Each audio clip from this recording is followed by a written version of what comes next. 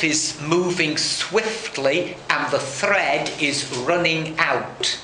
And he wants it to run out very quickly, because what's the use and what's the point? Life is like a weaving, and only God can see the total pattern. And only God knows when the work is finished. What makes it worse is that Job is convinced that God is against him.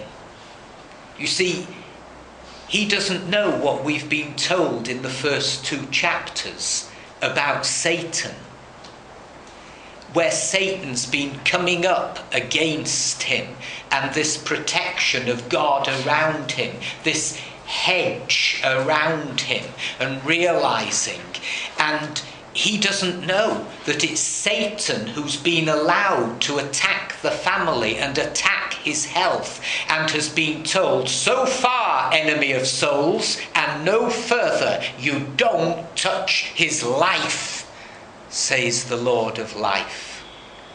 He doesn't know. It would have helped if he had, but he's in the dark.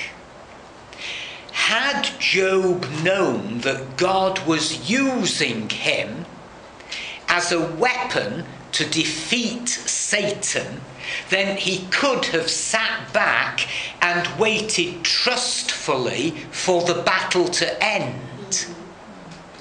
Very often, when we're in the forefront of the hottest battle, we think God's cleared off and this is just dead time and I want to be prayed out of it. It never occurs to us that perhaps at that time, when everything is pointed in our direction, we are being made a spectacle in the unseen realm, and the trial of our faith is going on, and will we, having done all, stand?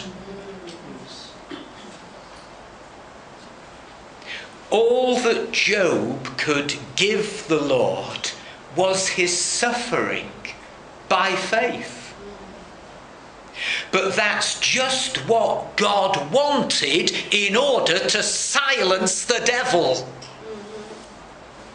Next time it's all over the place and suffering comes and that river doesn't stay away from your door, next time in it all, just offer it up to God by faith. Oh, you won't understand it. You don't know what's going on at all. You're spinning like a top. But do what God wanted.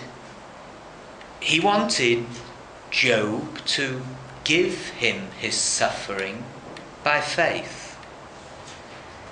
And that would silence the devil. Because the lie of the devil was this: believers follow you because you're good to them. Take your hand off them and they will be like everyone else in the universe, and they won't want to know you, God. They'll do a runner. You stop being kind and loving and gentle towards them. Stop blessing them, and then you'll see what they're made of. So here's a test going on. And we've seen that at those times, the enemy did see what Job was made of. Because when the sky fell on him, crushed, he cries, I know that my Redeemer lives.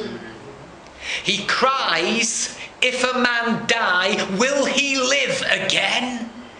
Faith is kind of squeezed out of him under the most traumatic circumstances. And that's more than one in the eye for the devil.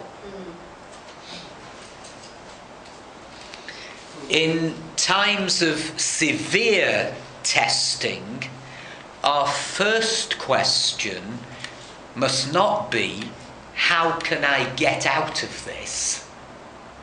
But rather, what can I get out of this?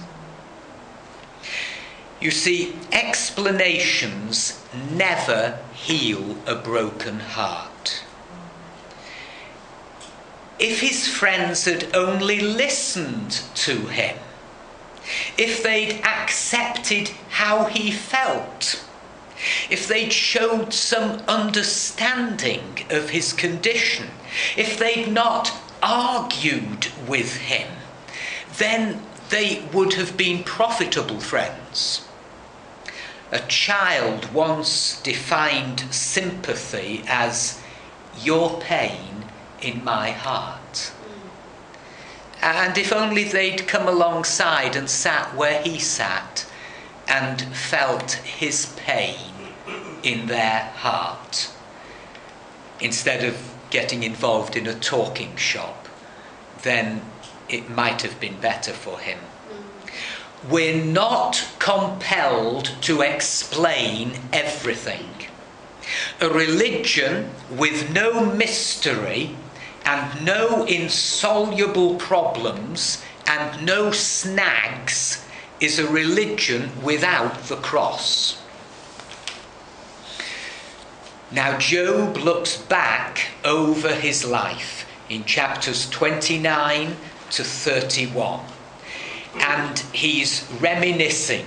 He looks back at the good times, the good old days.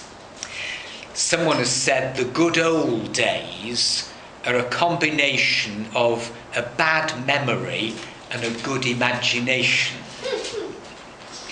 Well, for this man, it was a marvellous time that he had once lived through. Look at chapter 29 and verses 2 to 6. Job is speaking. How I long for the months gone by, for the days when God watched over me, when his lamp shone upon my head, and by his light I walked through darkness. Oh, for the days when I was in my prime, when God's intimate friendship blessed my house, when the Almighty was still with me and my children were around me, when my path was drenched with cream and the rock poured out for me streams of olive oil. Here's the man reminiscing. This is my life. Now, in these passages, he does talk a lot about I, myself, and me. As he looks back, he's thinking of when he was a kind of one-man citizens' advice bureau. He was helping everybody, morning, noon, and night. He was a plutocrat until the bomb fell on his nest, and it was an atomic explosion, and nothing's been the same since. But he's thinking back how, now that people spit at him, he's thinking about when he was once most respected. Look at chapter 29, verses 7 to 17. When I went to the gate of the city and took my seat in the public square, the young men saw me and stepped aside, and the old men rose to their feet. The chief men refrained from speaking and covered their mouths with their hands. The voices of the